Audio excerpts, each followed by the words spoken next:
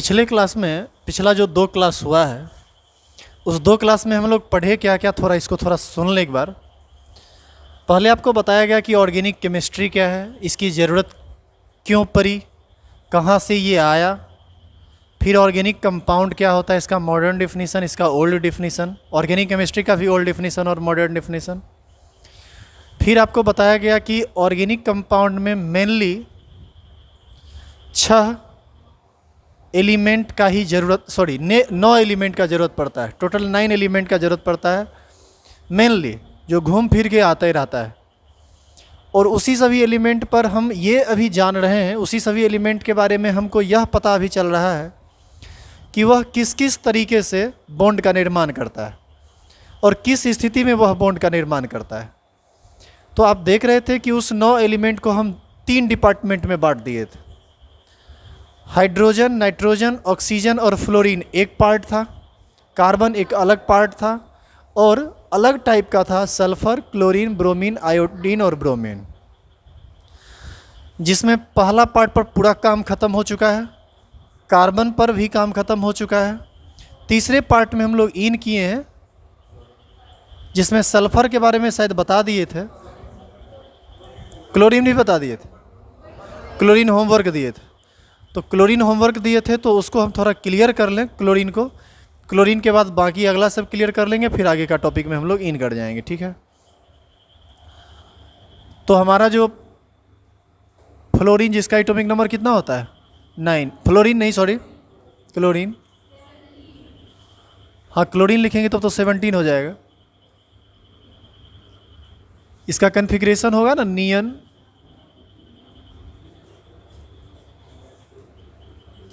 Three S to 3p 5, और हम चाहें तो यहाँ पर 3d0 भी लिख सकते हैं। ऐसा ही ना किया गया था पिछले क्लास में। ऑर्बिटल वाइज इसको दिखाओगे तो यहाँ पर 2 इलेक्ट्रॉन, यहाँ पर 5 इलेक्ट्रॉन, पहले एक एक करके भरते हैं और बाद में हम लोग पेयर्ड करते हैं, और डी में कोई भी इलेक्ट्रॉन नहीं है।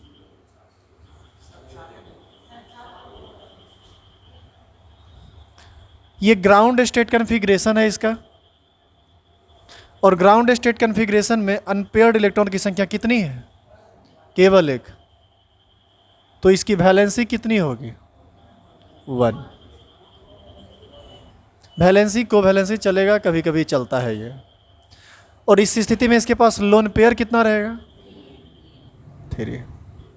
तो इसका हम एक एग्जाम्पल यहीं यदि देखना चाहें, हो सकता है आप एग्जाम्पल सारा बाद में लिखे हो, हम साथ साथ करते चले जाते हैं। आपको यदि एग्जाम्पल लिखना हो तो बाद में लिख सकते हैं, कोई दिक्कत नहीं है, ठीक है।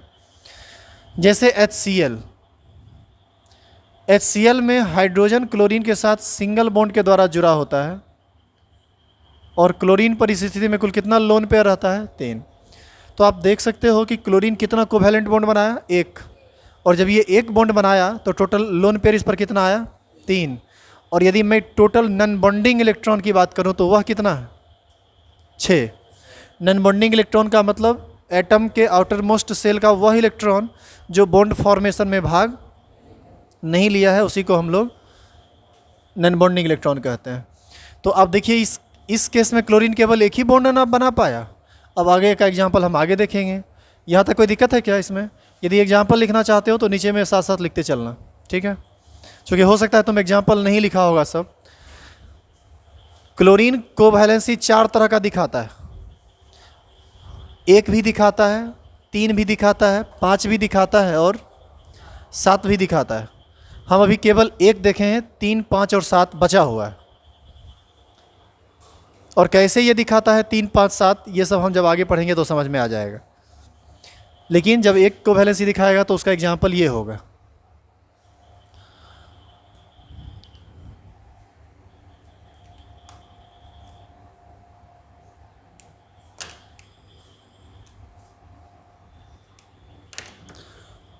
अभी ये यदि एक्साइटेड स्टेट में चला जाए तो यहीं पर इलेक्ट्रॉन आएगा।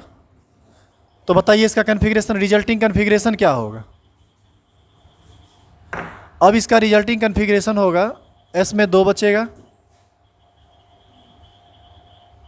पी में 4 बचेगा और डी में 1। और अब अनपेयर्ड इलेक्ट्रॉन हो गया कितना, 3। कोवैलेंसी कितनी होगी, और लोन पेयर कितना होगा, 2। इस केस में बस ऐसा ही होगा। क्या कोई दिक्कत है इसमें? इसका एग्जाम्पल होता है HClO2।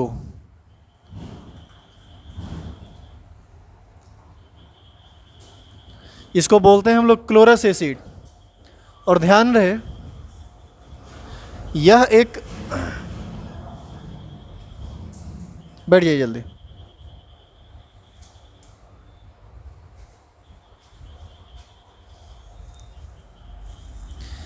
यह एक ऑर्गेनिक कंपाउंड नहीं है, यह एक इनऑर्गेनिक एसिड है। यह एक इनऑर्गेनिक एसिड है, लेकिन चूंकि चर्चा आ गया है क्लोरीन का, तो और हमको टोटल वैलेंसी दिखाना है, तो जनरली ऑर्गेनिक में क्लोरीन 3, 5 या 7 वैलेंसी नहीं दिखाता है। ऑर्गेनिक केमिस्ट्री में क्लोरीन जनरली एक बॉन्ड से जुड़ता है। लेकिन चूंकि चर्चा आ गया है कि नहीं, ये 4 तरह से बॉन्ड को दिखाता है, तो हमको एग्जाम्पल पर समझना पड़ेगा कि आखिर वो कौन सा एग्जाम्पल है जिसमें क्लोरीन 3, 5 और 7 बॉन्ड का निर्माण करता है। इसका स्ट्रक्चर आप बनाओगे तो ये ऐसा आएगा आपको। क्लोरीन कितना बॉन्ड बनाया, 3, और 3 बॉन्ड बनाया, तो इसके पास लोन पेयर कितना होगा, 2। नहीं है 2 लोन पेयर। तो इस स्थिति में आप देख सकते हैं कि क्लोरीन 3 बॉन्ड भी बना सकता है। लेकिन इसी के जगह पर यदि फ्लोरीन होता ना, तो ऐसा कुछ नहीं करता, क्योंकि फ्लोरीन के पास वैकेंट डी ऑर्बिटल नहीं है। तो ये इसका किस एक्साइटेड स्टेट में हुआ, फर्स्ट एक्साइटेड स्टेट में। उतारिए। आपको सिर्फ एग्जाम्पल उतारना है, क्योंकि बाकी ये काम आप खुद घर से करके लाए होंगे। हाँ, यदि नहीं करके लाए हैं या गलत हो गया तो आप दोबारा लिख सकते हैं।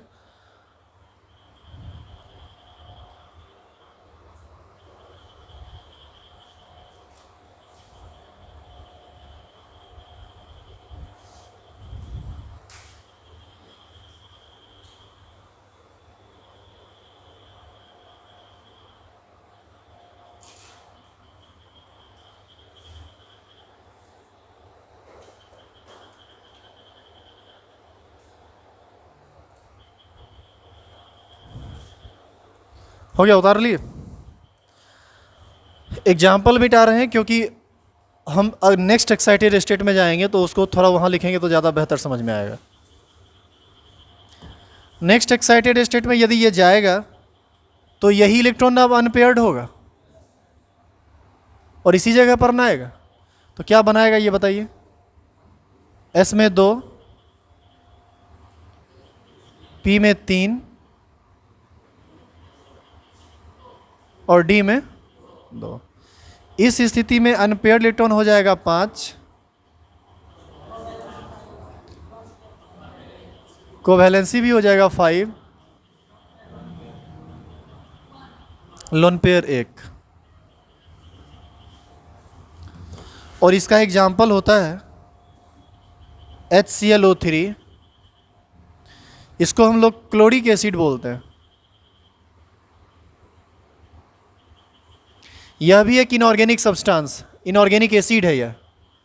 इसका स्ट्रक्चर ऐसा होता है HOCl, double bond O, double bond O, और इस क्लोरीन पर लोन पेयर कितना होता है, 1।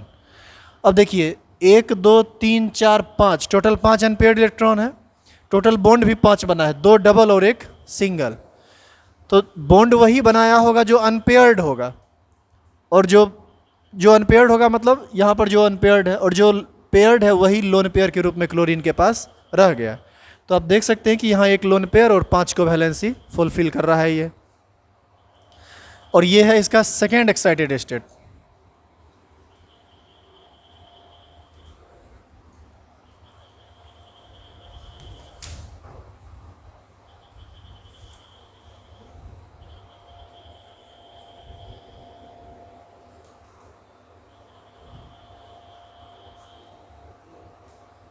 बनाया था आप, बन गया था। आगे जब ये नेक्स्ट और लास्ट एक्साइटेड स्टेट में जाएगा तो यहाँ से S से इलेक्ट्रॉन निकलेगा और इसमें आएगा, और अब जो इसका रिजल्टिंग ऑर्बिटल वाइज कन्फिग्रेशन होगा उसमें सातों का सातों इलेक्ट्रॉन अनपेयर्ड हो जाएगा, कोवैलेंसी 7 हो जाएगी और लोन पेयर 0 हो जाएगा। इस तरह से क्लोरीन वेरिएबल कोवैलेंसी शो कर सकता है under different excited condition and under ground state.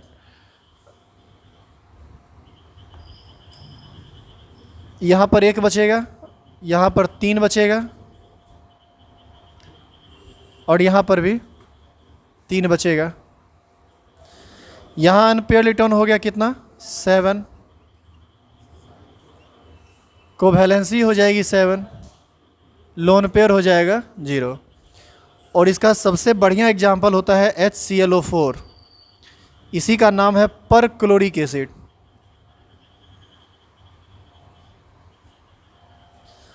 और जब आप इसके स्ट्रक्चर को बनाएंगे तो ये ऐसा बनेगा HOCl, एक ऑक्सीजन, दूसरा ऑक्सीजन, तीसरा ऑक्सीजन, और एक ऑक्सीजन सिंगल बॉन्ड से पहले ही जुड़ चुका है। अच्छा, अब आप एक चीज़ गौर कीजिए, ऑक्सीजन 2 तरह से बॉन्ड का फॉर्मेशन करता है ऐसा बताया गया था, या तो दोनों का दोनों सिंगल होगा या एक ही डबल होगा। यहाँ ऑक्सीजन 2 सिंगल बना रहा है और बाकी सब ऑक्सीजन डबल बना रहा है। हाइड्रोजन हमेशा कितना बॉन्ड बनाता है? 1, तो एक ही ना बनाया है। इस तरह से आप देख सकते हैं इसमें कोई लोन पेयर नहीं है और यहाँ पर क्लोरीन टोटल 7 बॉन्ड बनाया है। तो क्लोरीन कुल कितने तरीके से बॉन्ड का फॉर्मेशन किया? 4 तरीके से। जब कोवैलेंसी 1 दिखाया, जब 3 दिखाया, जब 5 दिखाया और जब 7 दिखाया। ग्राउंड स्टेट में 1 और बाकी एक्साइटेड स्टेट में 3, 5 और 7। लेकिन आप एक बात थोड़ा ध्यान रखिएगा आगे, जो याद रखने वाला बात है, क्लोरीन ऑर्गेनिक केमिस्ट्री में 99% केस में सिंगल बॉन्ड से ही जुड़ेगा, और इनऑर्गेनिक कंपाउंड में जब आप जाइएगा तो वहाँ पर जनरली क्लोरीन अपने वेरिएबल कोवैलेंसी को दिखाना शुरू करता है। ऐसा इसलिए क्योंकि ऑर्गेनिक कंपाउंड रहेगा तो उसमें कार्बन रहेगा। अब क्लोरीन यदि 5-5 बॉन्ड बनाएगा तो क्या वो कार्बन के साथ उस तरह से जुड़ पाएगा? जबकि कार्बन केवल कितना बॉन्ड बना पाएगा? मैक्सिमम 4 ही बॉन्ड बना सकता है। और भी कई रीजन्स हैं जो आप आगे पढ़ोगे तो आपको समझ में आएगा। ठीक है, इसको उतार के ख़त्म कीजिए।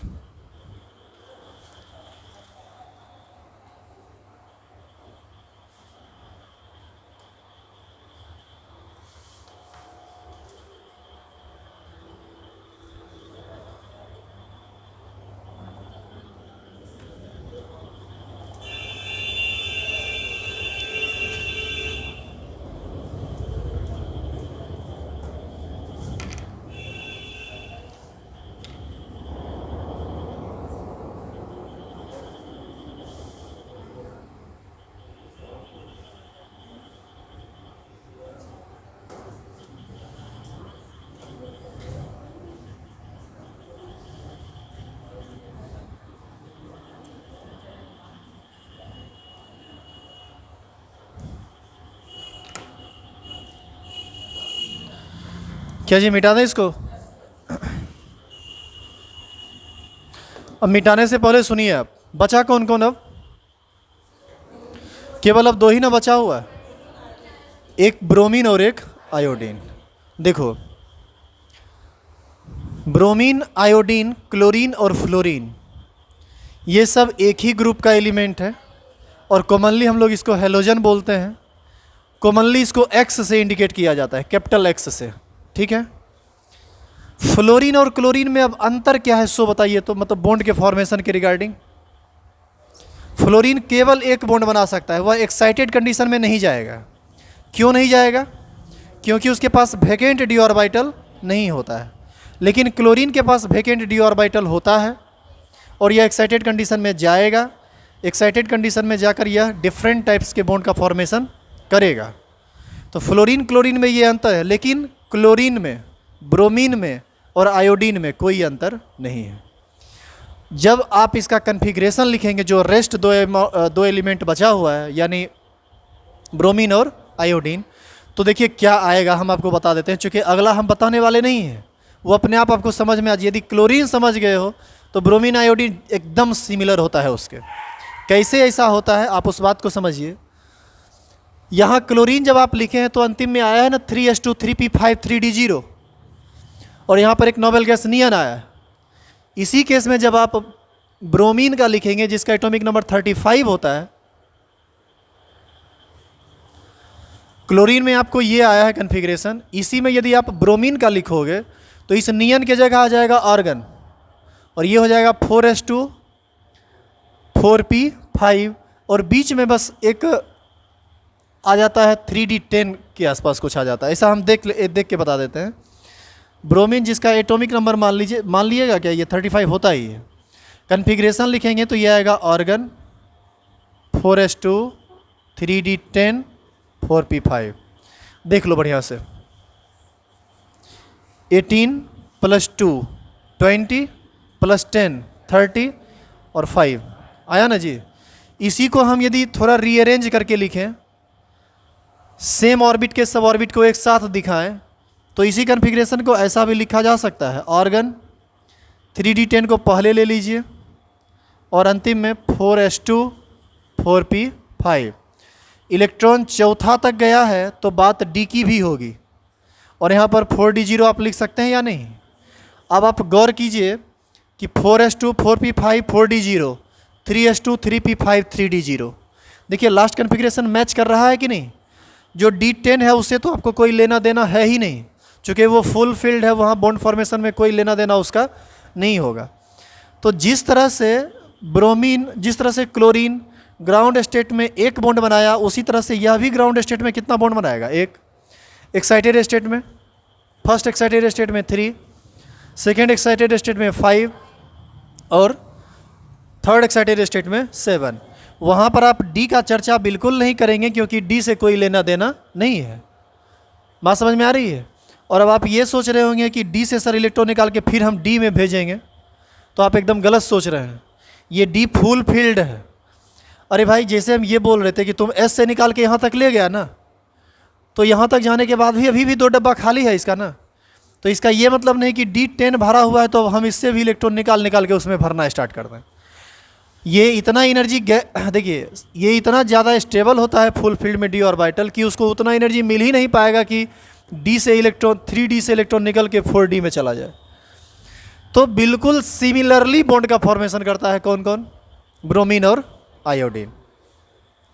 तो हम इस बात को लिख लेंगे बस एक शॉर्टकट लाइन में, इसको ज़्यादा डिटेल में हम लिखना नहीं है हमको।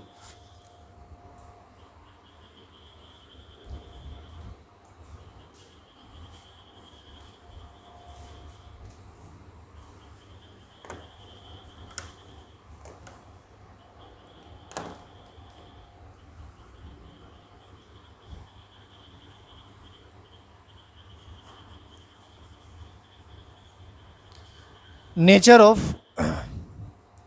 bromine and iodine are exact similar as chlorine।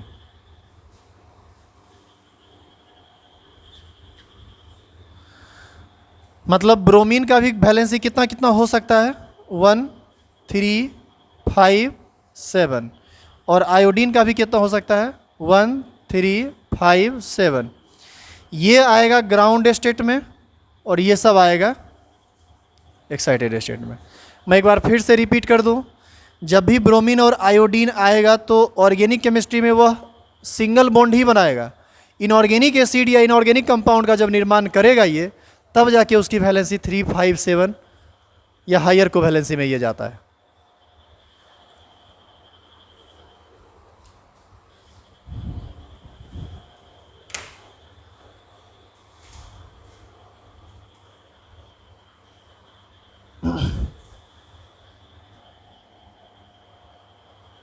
उतारिए जल्दी से।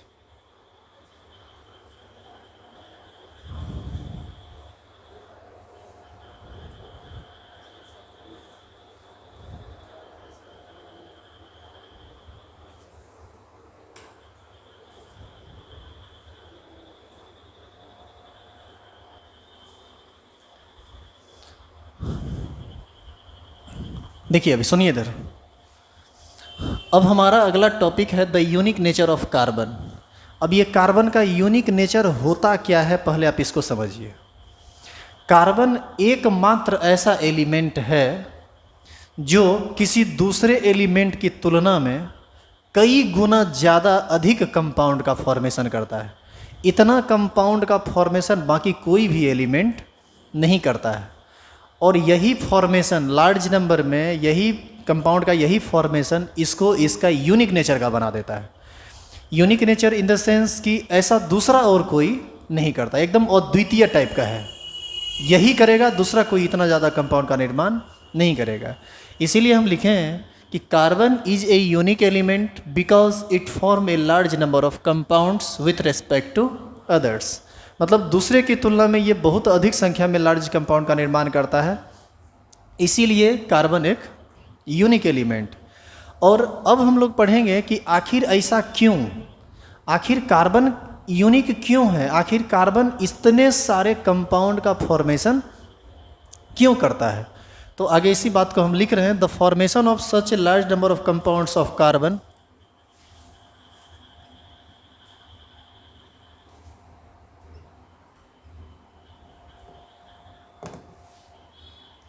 is due to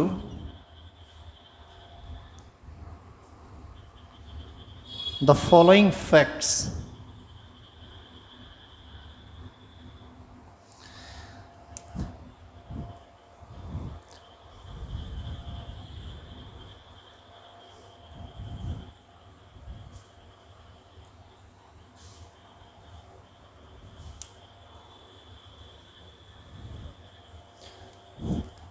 अब हम वो सब बात एक एक करके पढ़ेंगे जो कार्बन को जिम्मेदार बनाता है इतने सारे कंपाउंड के फॉर्मेशन के लिए, जिसमें सबसे पहला है, कुछ दिक्कत है क्या उधर? सबसे पहला है, इसमें टोटल 5-6 बात आप पढ़िएगा, सुनिएगा ध्यान से। इसमें टोटल आप 5-6 बात पढ़िएगा और इस 5-6 बात में सिर्फ एक ही बात आपको पढ़ना है कि कार्बन इतने सारे कंपाउंड का फॉर्मेशन क्यों करता है। आपको 5-6 रीजन बताया जाएगा जिसमें आपको बताया जाएगा कि ये कार्बन ही कर सकता है, दूसरा कोई नहीं करता है। ठीक है, पहला लिखेंगे tetra valency of carbon.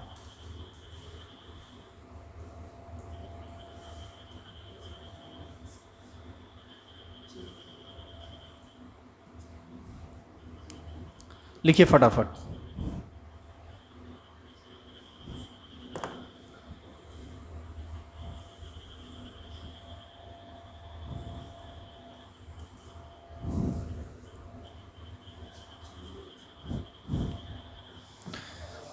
Tetra valency of carbon, tetra का मतलब होता है 4 और वैलेंसी का मतलब आप समझते हैं। कार्बन की वैलेंसी कितनी होती है? 4।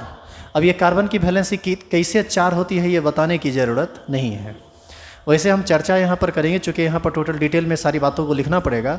लेकिन फ़िलहाल आप ये बताइए कि आखिर वैलेंसी के ज़्यादा होने से ऐसा क्या हो जाता है, कंपाउंड का फॉर्मेशन ज़्यादा होता है। इसका एक एग्जाम्पल हम आपको बताते हैं। जैसे मान लो एक एलिमेंट है ए और दूसरा एलिमेंट है बी। ए की वैलेंसी मात्र 1 है, इसका जो वैलेंसी है यह केवल 1 है और इसका जो वैलेंसी है यह 4 है। एक जनरल एग्जांपल पर बातों को समझिए। तो ए का वैलेंसी, तो ये इसका वैलेंसी 4 है तो यहाँ पर 4 वैलेंसी दिखा दिए, और ए का वैलेंसी केवल 1 है तो केवल 1 दिखा दिए। मान लीजिए अब ये ए सी के साथ भी जुड़ता है और डी के साथ भी जुड़ता है, और यह बी भी सी के साथ भी जुड़ता है और डी के साथ भी जुड़ता है। और अब हम लोग अलग अलग तरह से इसको जोड़ने का प्रयास करेंगे। ए सी के साथ जुड़ेगा तो क्या बनेगा कंपाउंड, बताओ तो? ए सी। और यदि डी के साथ जुड़ा तो ए डी। कुल कितना तरह का कंपाउंड बनेगा बोलिए? केवल 2 तरह का। अब बी को सी के साथ जोड़िए, तो सी के साथ जोड़िएगा तो सारा जगह सी फुलफिल हो जाएगा, तो BC4 बन जाएगा, एक कंपाउंड हुआ।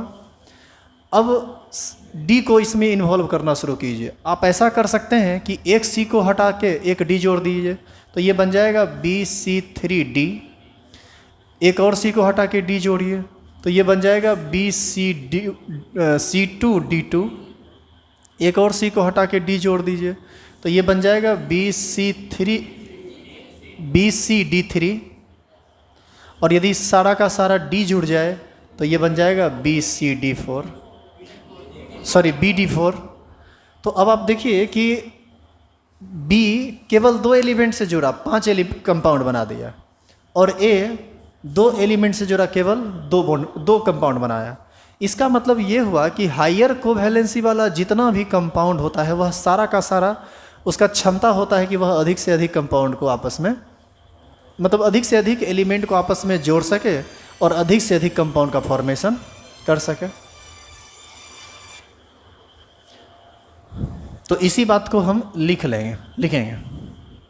अब फटाफट इसको लिख के ख़त्म कीजिए, तो चूँकि ये बहुत बड़ा बात है नहीं, ये बात आप पीछे भी पढ़े होंगे, इसीलिए हमको थोड़ा सुविधा होगा। कार्बन का एटॉमिक नंबर कितना?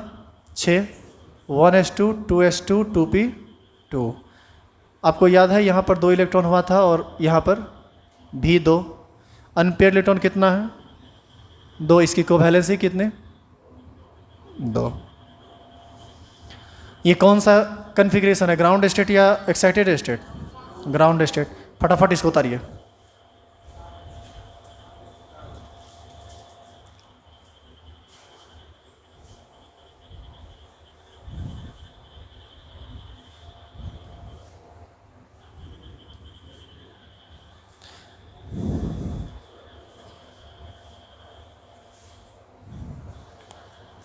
लिखेंगे in ground state configuration,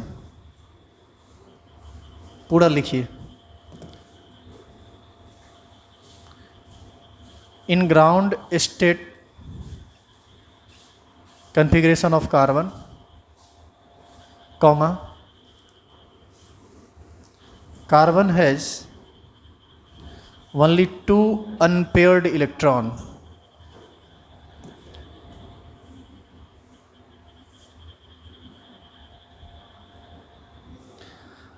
hence covalency of carbon in this state, hence covalency of carbon in this state is only 2.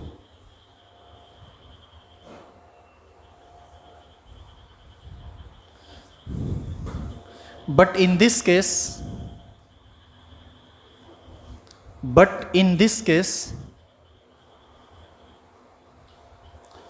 octet is incomplete. Octet, आपको याद है octet incomplete रह गया था इसका, but in this case octet is incomplete and it is very unstable in ground state configuration, and it is very unstable in ground state configuration.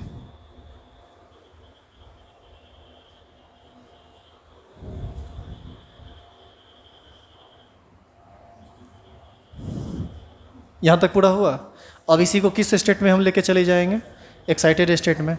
तो एक बार फिर से अब ये फिगर बनाइए, आपको ऐसे बनाना है, देखो इधर, ये इसका ग्राउंड स्टेट कन्फिग्रेशन है, और जब हम इसको एक्साइटेड स्टेट में लेके जाएंगे तो इसको क्या करना पड़ेगा? यहाँ लाना पड़ेगा। अंडर एक्साइटेड कंडीशन, लिखिए साथ साथ, अंडर एक्साइटेड कंडीशन इसका कन्फिग्रेशन ऐसा हो जाता है। हम इस पर ज़्यादा बोल नहीं रहे हैं क्योंकि हम पीछे समझाए हुए हैं ये सारा बात, बस हम लिखा रहे हैं अभी। ये हो गया एक्साइटेड स्टेट, और इस केस में अनपेयर्ड इलेक्ट्रॉन है 4, और कोवैलेंसी कितनी हो जाएगी?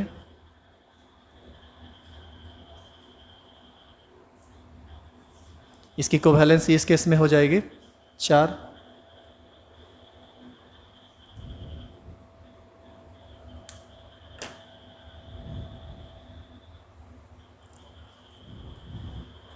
अब देखो यहाँ पर हम लिख सकते हैं in excited state configuration of carbon, carbon has 4 unpaired electron in their valence shell, hence covalency of carbon is 4, and in this case octet is complete, hence it is very stable in excited state configuration. लिखिए, arrow दीजिए और लिखिए। पहले आप इसको उतार लो। ये जो बात लिखा हुआ है नीचे, इसको पहले आप लिख लीजिए।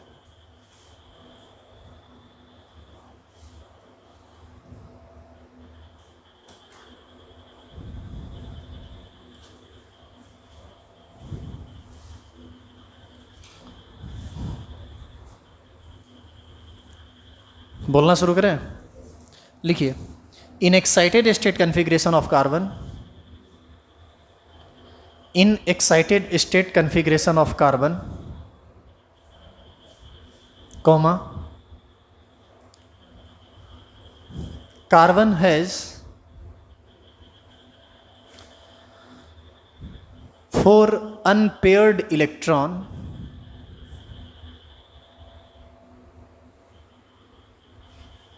hence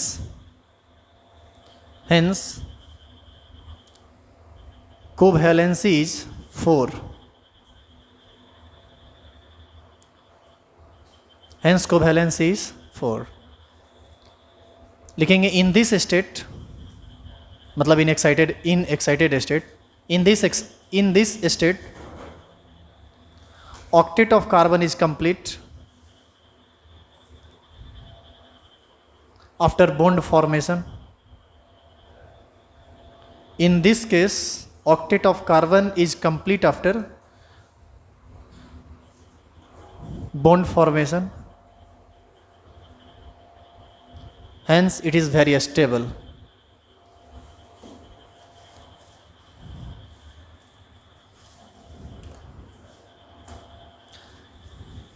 नीचे एरो दीजिए और लिखिए।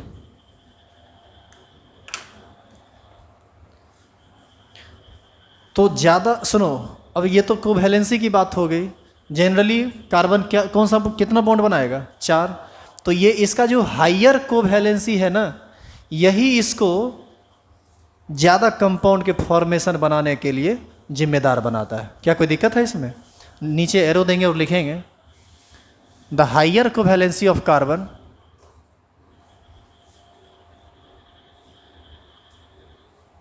the higher covalency of carbon